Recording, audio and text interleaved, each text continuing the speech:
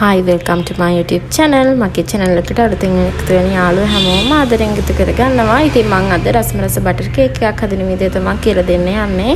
ඉතින් මේකට අවශ්‍ය ද්‍රව්‍ය මම ඔයාලට කියන්නම්. බටර් 250යි, සීනි 250යි, බිත්තර 5යි, වැනිලායි, ෆ්‍රෙෂ් මිල්ක් ටිකකුයි තමයි මේකට උමනා වෙන්නේ. ඉතින් අපි කේක් එක හදා ගන්න තැටියක් ලෑස්ති කරගෙන ඉමු. ඊට පස්සේ දැන් බිත්තර සුදු මතයි, බිත්තර කහ මතයි මේක වෙන් කරගන්න ඕන. ඉන්පස්සේ බිත්තර සුදු මද ටික බීට් කරගෙන විනාඩි 10ක් විතර හොඳට බීට් කරගෙන ඊට පස්සේ මේකට අපි සීනි ටික එකතු කරගන්නවා. සීනිත් එකතු කරගත්තට පස්සේ සීනි හොඳට මේ බීට් කරගන්න බිත්තර සුදු මදත් එක්ක. ඉතින් මේ පෙනෙන ආකාරයට හොඳට බිත්තර සුදු මද ටික බීට් වෙන්න ඕන. මේක බේසම අනිත් පැත්ත හරවනකොට හැලෙන්නේ නැති වෙන්න හොඳ කුට්ටියක් වගේ තියෙන තරමටම බිත්තර සුදු මද ටික බීට් වෙන්න ඕනේ. එතකොට තමයි කේක් එක හරියට නියම පදමට එන්නේ. ඉතින් ඔයාලා මේක try කරලා බලන්න ඕන. මම මේ කේක් එක හදන්න ඔයාලට ට්‍රික් එකක් කියලා දුන්නේ.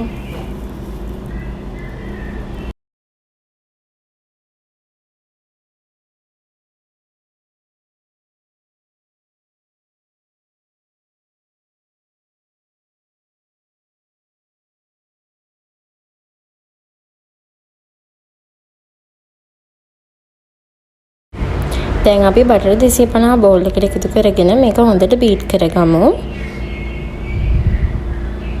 ඉතින් මේක හොඳට බීට් කරගන්න අතරතුර අපි මේකට ඉතුරු සීනි ටිකත් එකතු කරගන්නවා. සීනි බටර් එක හොඳට බීට් කරගන්න. මොකද සීනි හොඳට දිය වෙන්න ඕන මේ බටර් එක. ඉතින් සීනි බටරුයි මේ පෙනෙන ආකාරයට හොඳ ක්‍රීමි ගතියට එනකන් හොඳට බීට් කරගන්න.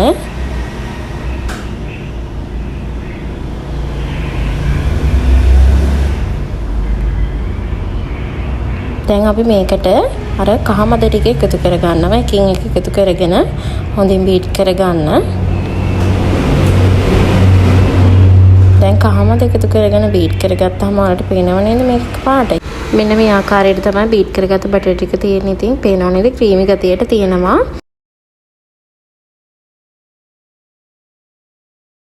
දැන් අපි මේ බැටර් එකට වැනිලා ටිකකුත් එකතු කරගන්නවා. ඔයාලට මේකට ෆ්‍රෙෂ් මිල්ක් එකතු කරන්නත් පුළුවන්. ෆ්‍රෙෂ් මිල්ක් මම අන්තිමට තමයි එකතු කරන්නේ.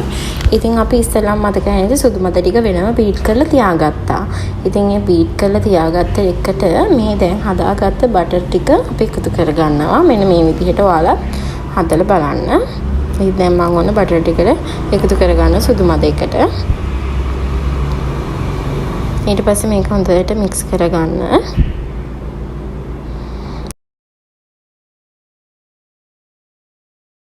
මම පාන් පිටි ටික ඉස්සෙල්ලාම හොඳින් හලාගෙන තියාගත්තේ බේකින් පවුඩර් ටිකකුත් එක්ක.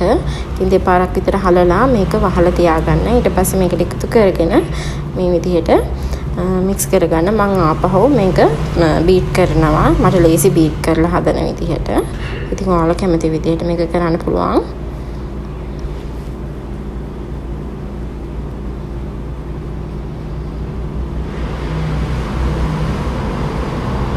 මෙන්න මේ ආකාරයට බීට් කරගන්න. ඊට පස්සේ අපි මේකට ෆ්‍රෙෂ් මිල්ක් ටිකක් එකතු කරගෙන බැටර් එක ලෑස්ති කරගමු. ඉතින් ඔයාලා මේ අතරතුර oven එක ප්‍රී හීට් වෙන්න දාලා තියන්න. විනාඩි 10ක් ෆ්‍රී හීට් කරගන්න. සෙල්සියස් අංශක 150ට ෆ්‍රී හීට් කරගත්තා නම් ඇති. ඉතින් මම දැන් හදාගත්ත බැටර් එක කේක් තැටියට දානවා. මෙන්න මේ ආකාරයට කේක් තැටියට දාලා අපි අර ප්‍රී හීට් කරගත්ත oven එකට විනාඩි 10කට පස්සේ ප්‍රී හීට් වුණ oven එකට කේක් එක බේක් වෙන්න දාමු. ඉතින් මේක oven එකෙන් oven එකට වෙනස් වෙනවා. මම සෙල්සියස් අංශක 150 උෂ්ණත්වයේ විනාඩි 35ක් තියලා තමයි මේ කේක් එක බාන්නේ. ඉතින් ඔයාලට පේනවා දැන් මේක හොඳට පිපිලා ආවිල්ලා තියෙන දැන් උඩට මේ තියෙන්නේ මම හදපු කේක් එක. ඉතින් හොඳ සොෆ්ට් එකට තියෙනවා. බලන්නකෝ මේක හොඳට වටෙත් එක්ක හොඳට ගැලවිලා ගානට කේක් එක බේක් වෙලා තියෙනවා. ඉතින් oven එකකින් oven එකට වෙනස් වෙනවා මේක. මේ ඔයාලට පේනවා නේද මේක හොඳ සොෆ්ට් එකට තියෙනවා. ඉතින් මේ තියෙන්නේ මම හදපු කේක් එක. ඉතින් බටර් කේක් කිලෝ එකක් ගෙදරදීම හදා ගන්න ලේසිම විදිහ තමයි මම කියලා දුන්නේ. ඉතින් මම දන්න විදිහට මම කියලා දුන්නේ.